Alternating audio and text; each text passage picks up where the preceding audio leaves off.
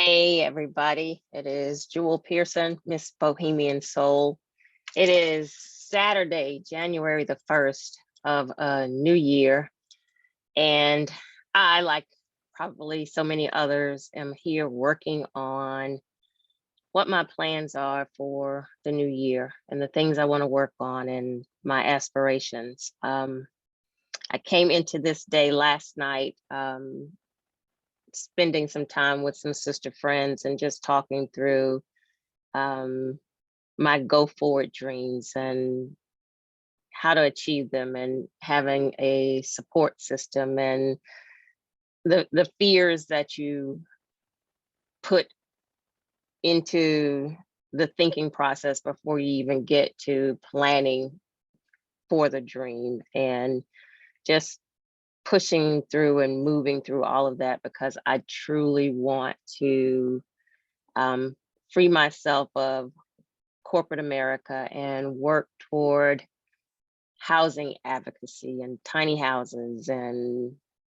all things related to tiny houses, the things that bring me joy, in sharing and helping others and building community. And I think I see it for myself as like the liberation work, and sharing that with others so that they too can get to that place of liberation, because I've shared my story of my tiny house was just a dream that I had as my daughter was going into kindergarten, and this was the early 90s. It wasn't necessarily the dream of a tiny house, but it was being able to be in a place after she was grown where I could live a lighter and a freer lifestyle. And I was a single mom, so being a single mom is hard, and a young Black single mom even harder. And obviously I wanted to do an excellent job of that, and I did. But then on the back side of that, I wanted to, I've always thought of it as, have an opportunity to be irresponsible and to make decisions that were just kind of based on desires and not requirements and bills. And that is the lifestyle that at the time I saw as, living in an RV and traveling the country. And then later it turned into my tiny house dream. And while I don't physically move my house, it affords me a lifestyle to be able to travel, and the lighter lifestyle. And I want to move into that, more so. Um, and that's kind of the direction that I'm headed. Um, and as such, I want to grow my YouTube channel and put things in place to help me get to that freedom, and also um, figure out how to help others, like I said, achieve that.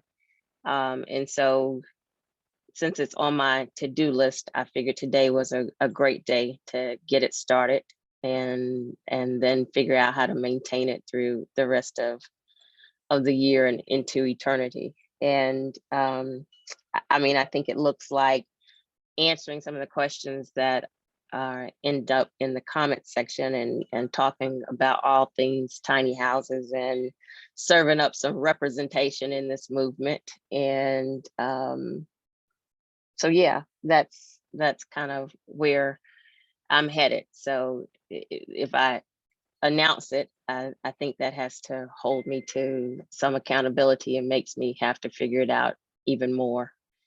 And one of the things that I've been thinking of today, one of the questions that I always get asked is, kind of, how did I do it? How did I get here to the actual house, the building of the house, the completion of the house? And because I hear so many people say, I have that dream to do it as well. And, today is actually an excellent day to have that conversation, because everybody is focused on, envisioning what the year looks like, and vision board parties and those conversations. And one of the things that as I started sharing my journey in 2015 and people would reach out to talk to me about it, one of the things that I realized early on is that so many people would have a dream but not really know how to get to the inner workings of achieving that dream. And so I kind of, it was a talk that I started giving at some of the events that I would attend, because in my conversations, my consultations, I just realized people, they'd have the dream, but not know how to get to do the work for the dream. And it doesn't have to necessarily be even around about a tiny house. It just can be in achieving a goal overall. And so I had developed a talk that I used to give about dreams and just kind of breaking down the components of dreams. And I think I'm gonna share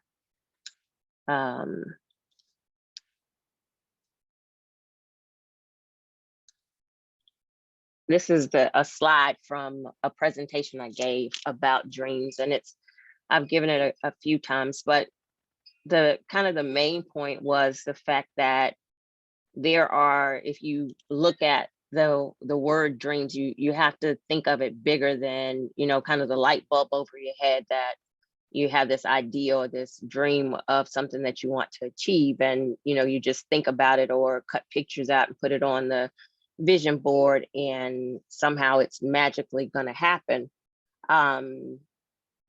That sounds good, but that's not really how it works. When you think through it, you've got to break down the work to make it happen. And so I kind of looked at the word dreams and thought of some of the components of dreams that make up the work. And so if you consider the D in dreams, the due diligence that goes into achieving a dream, like you've got to be, really willing to put in the work to commit to achieving a dream. And it's pouring out here.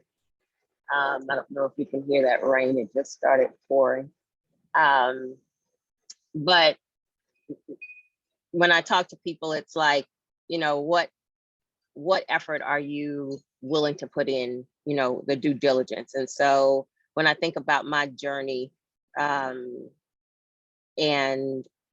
the financial piece of it is of saving the money to actually even be able to build my house. And it was some effort. It was cutting back on some things. And I had been laid off and had just gotten back to work and just decided, like, that's the last time that I really want to be in a position where somebody has so much control over my life that could, wreak havoc in my life. And so that kind of got me to the point of savings, working on my savings so that I could have the money to build my house. And long story short, it wasn't enough money, but that was kind of the catalyst for me and it was again, putting in some work for the plan to figure out how to make it happen. So when I talk to people, it's like, are you willing to maybe, if your current funds aren't enough, maybe it's, getting a part-time job or, a little side hustle to figure out how you can put some money to the side to put towards the dream. And then being determined to make the dream happen. My dream, I mentioned it started as something, as my daughter was going into kindergarten, which was the early 90s. I built my house in 2015. So I didn't give up on the dream. It was just something that I kind of knew I wanted to do. And over the course of time, I was working towards, it was still that end goal. So I was working toward it, just determined to, and, life was happening. So it wasn't like, I was focused on it every day, but life was happening. But that I still knew that was the end goal that I wanted to get to. So having that determination to make it happen. And then also kind of knowing that some disappointment is going to happen. Like dreams, we all would like the magic to happen so that, the dream just happens because you want it to happen, but that's not how it works. So you've got to know that there's going to be some disappointment, but you also have to not let it take you out. If you expect it, that it's going to happen. That way you can deal with it. And if you're working on your due diligence and your determination, that kind of fortifies your mindset so that when the disappointment happens, you're able to kind of dust yourself off a little bit easier because you know it's to be expected, but you're working on your plan and you keep it moving to make it happen. And then I'm not going to go through all of these, but if you think about the R in dream, and the first word I had there is the reset, and that kind of goes hand in hand with disappointment. So not letting, things derail you so that you completely give up on the dream or the vision, but being willing to hit the reset button and, okay, so that didn't go exactly like I planned, but I'm going to reset it and hit the dream, in a different fashion, work it a different way. And I've said this before because I also have had people who will say, I don't have the money. They'll look at my house and, well, I don't have that kind of money. I've had that comment a lot where somebody was like, this is all well and good, but I don't have the money to afford that type of house, without actually knowing my the behind the scenes story. It wasn't that I was able to just write a check and make things happen. There were a lot of challenges along the way. I've shared my story that my house cost maybe 2 times, a little bit more than 2 times what I anticipated it was going to cost and the money that I had planned for. And so I had to put some effort into it and hit the reset and figure out how to make it happen. So being willing to do that, and then reciprocating is, I guess, another word that I'll pull from this, because one of the things that, and kind of in my conversation last night with my sister friends, is being reciprocation, not just being the taker, but also being the giver. And that's important in dreams because everybody has a dream. And so if you're just focused on yours and you're expecting that people should support you and come out and help you and fund it, or whatever it is, but you're not willing to be that person on somebody else's team, then you're missing a whole lot in the way the world works, because reciprocation is required. You just can't be the taker all the time. You have to be the person that also is supporting somebody else, whether it's just a conversation or financially, whatever it is that you can do to help, and be that person to also be the giver. I think if I look at E, my biggest piece here is envisioning it. Maybe I'll say expectations too, like kind of expectations, going into it and setting the expectations and having a clear path, so that you know what you're working to. And again, it doesn't mean that you don't have to change it, but being clear on what the expectations are, and that kind of even ties into your effort so that you know what you're working for. And then for me, envisioning it is a big deal for me, because in everything that I've ever done, I've kind of seen myself in whatever it is. Like when I bought my first house, I drive by to see the house probably every evening, and I just walk around the house and envisioned myself. There was this the big tub in the master bedroom that you could see through the window, and I envisioned myself soaking in the tub, even though I never really did.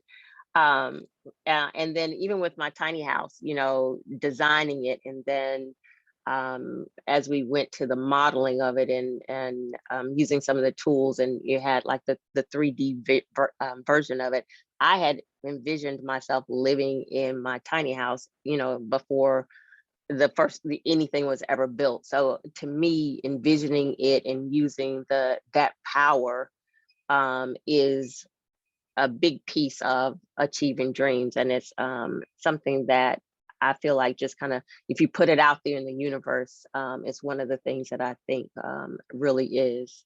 And, a lot of people say that sounds all woo woo or whatever, but I feel I truly believe in envisioning it and kind of putting things out in the universe that I want to happen. And I feel like it's important. If I look at the A of dreams, asking for help, that one I struggle with. It's hard to ask for help if you're not used to being in that position, but sometimes you have to.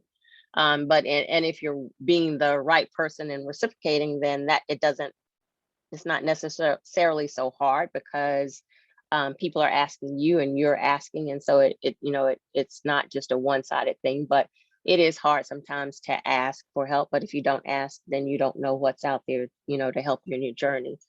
Applause is a big piece of, kind of taking the time to celebrate when you are working on achieving something. I think sometimes you can be so focused on the end result that you don't look at the things that you've achieved along the way, or even celebrate the small milestones.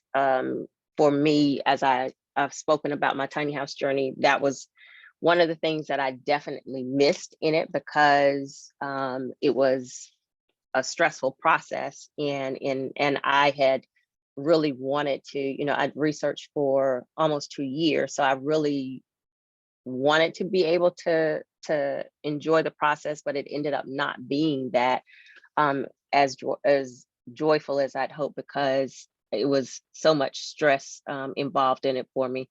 But it's one of the things that, as you look back at things, I really try to encourage people to take the time to settle in and enjoy it and soak it in, so that you are able to look at your process and appreciate the effort that you're putting into it.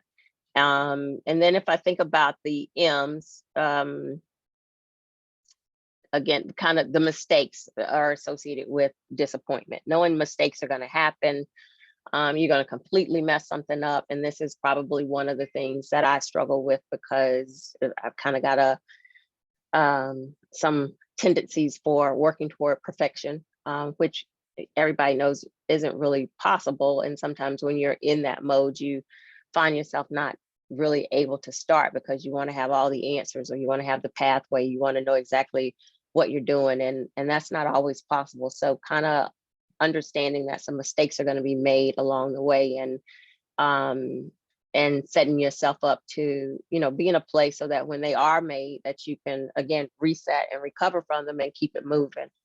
And then let's see what else. Measurable. So this is key for any goal setting, anything that you're trying to achieve. It doesn't go from, on January 1st, I really want to have a tiny house, and then by the end of the year, I'm going to have a tiny house, without having some things along the way, some steps along the way that you're achieving the goal. So end of year, I want to have a tiny house, so you've got to address the finances, you've got to address the knowledge, and so your budget, the education, all of the pieces, the components that are going to allow you to achieve the dream, having those things in place, and knowing what the steps are, and being able to measure, okay, I achieved this. There are 10 steps in my education process. I want to go to a workshop. I want to do some work with a consultant on, all of these things. And so that, you're able to check them off and say, I'm working towards this goal, and I've done, I'm at 25% of the goal, and checking in on those things along the way. That's important. And then I think the motivation is kind of, whatever it is that you rely on, whatever your system is, the magic that keeps you moving, the things that you believe in. I said about putting things out in the universe, relying on whatever that system is for you to help you move through figuring out the dream, I think is really important. And then the S, success. From the beginning, you've got to know that you're going to achieve this dream, whatever it is. So signing up for it, I'm going to be successful. And so that's kind of where I am. Like, I'm going to grow this YouTube channel, and I'm going to grow my advocacy and my tiny house work, so that I can transition into doing this more full time. And I see that happening. So I'm setting myself up for, I'm owning that success. And that, I think, is, from the beginning, setting that up so that it's going to be successful is how you end up being in that place of success. And then a support system. So I don't think I talked about resources, but if I go back to the R in think about the resources. So this is another question that so many people ask all the time, or I'll see people say, well, I'm interested in tiny houses, but my family thinks I'm crazy, or nobody understands it, or, and sometimes those people end up shooting down somebody's dream. Putting yourself in a place where you have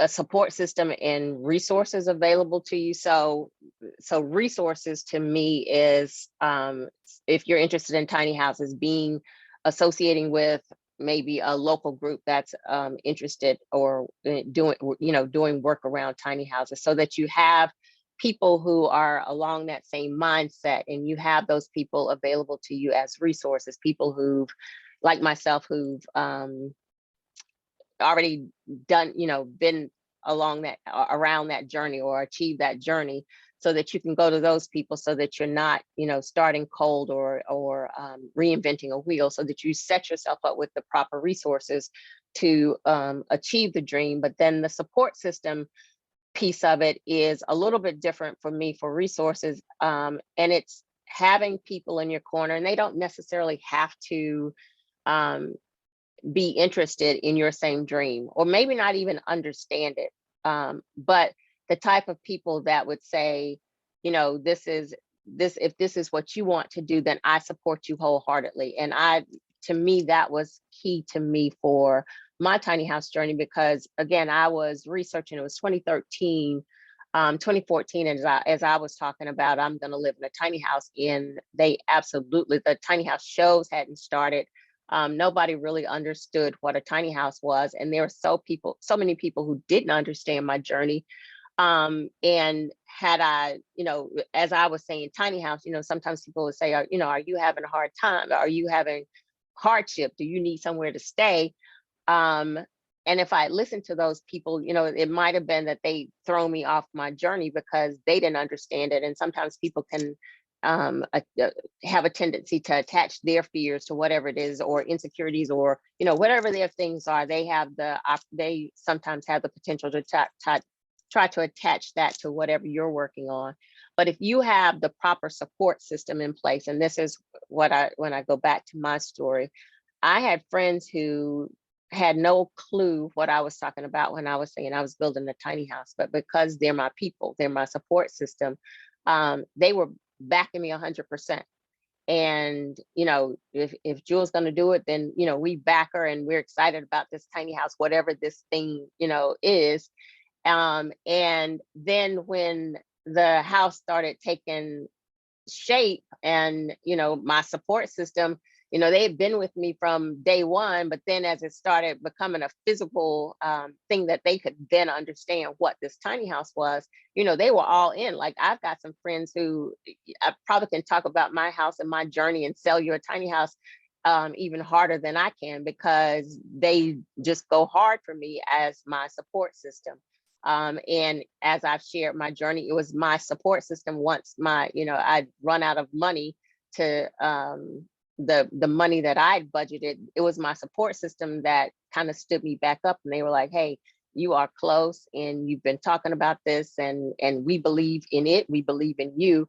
And they backed me to get to the point where, loans were made from my support system so that I could finish my build. And then that's how I got to the completion of my tiny house. And so having that support system in place. And then if you go back to the point where I was talking about reciprocating, if you are that support system for them when they need you, then your support system, it means so much more to you, because it's a mutual thing, and everybody's helping each other to achieve that overall success.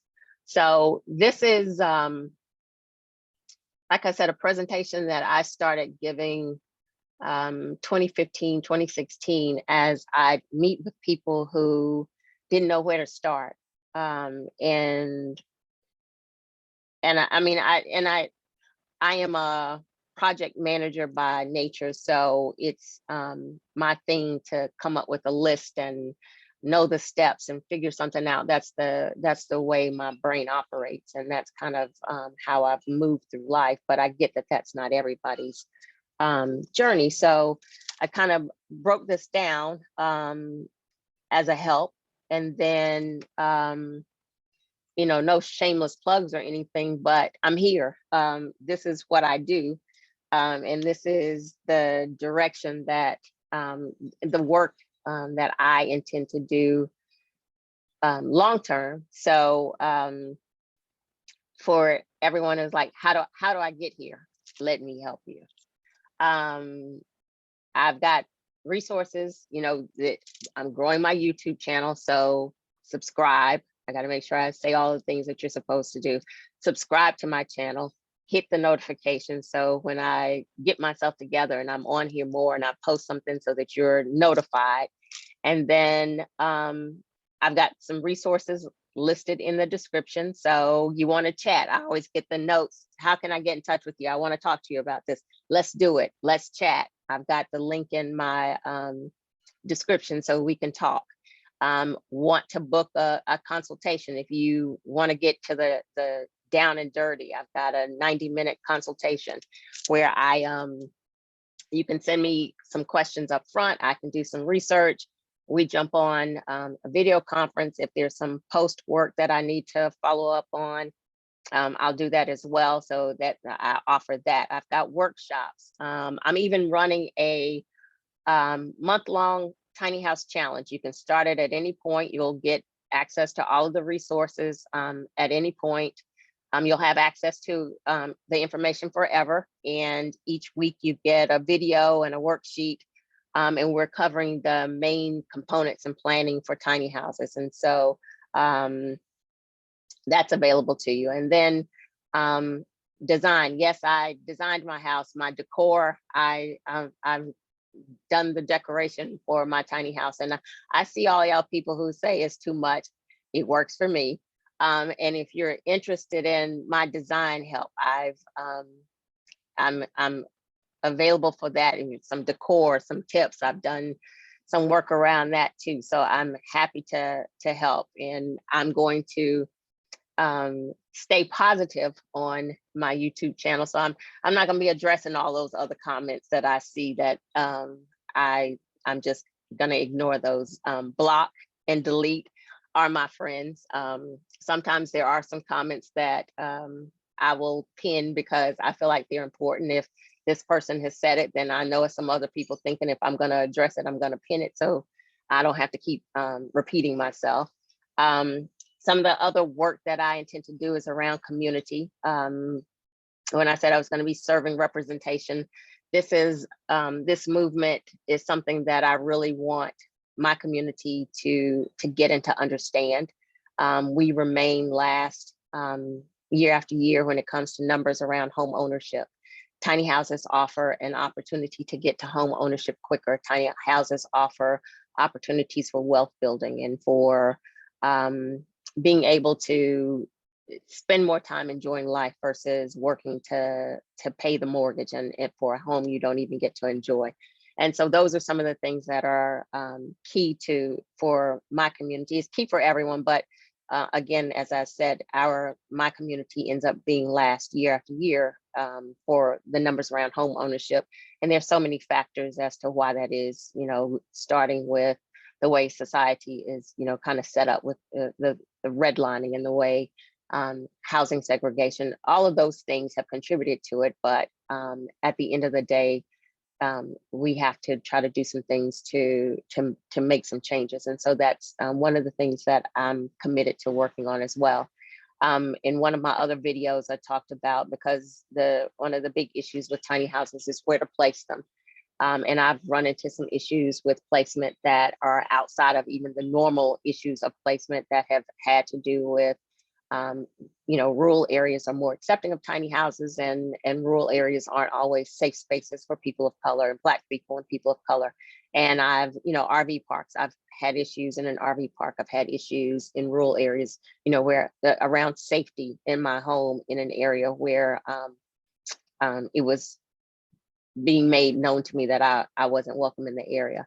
And so cooperative communities is something that I have spoken about before, specifically to help Black people and be able to be in the movement and have their homes and safe spaces. And it's a partnership with Black tiny house, Black farmers and landowners. And there's information on my website about that, but in the description, I have a link to get to that information if you're interested in participating as a tiny house owner, a future tiny house owner, or if you're interested in participating as a landowner, a Black farmer, Black property owner, or an ally who understands what's happening and wants to participate. There's an opportunity there as well. Let me see that I cover everything on my notes that I want to kick off for January 1. Subscribe to my channel, turn on the notifications, check out the resources in the description, reach out for a chat. Yes, I'm willing, I want to help you. Book a consultation, workshops, design help. I'm living this life. I want to say that I'm a wealth of knowledge. Obviously I don't know everything, but I'm here and I want to help others achieve this same journey. So let's connect and make some things happen while I achieve my goal of growing my YouTube channel. And I help you achieve your goal if you're interested in tiny houses and tiny house living, or if there's something that you think I might be able to help you with, I am happy to do so. So with that, Happy New Year, happy January 1, 2022. Wishing us all the best year forever. And thank you so much. Thanks for being here on the channel, and we will talk soon.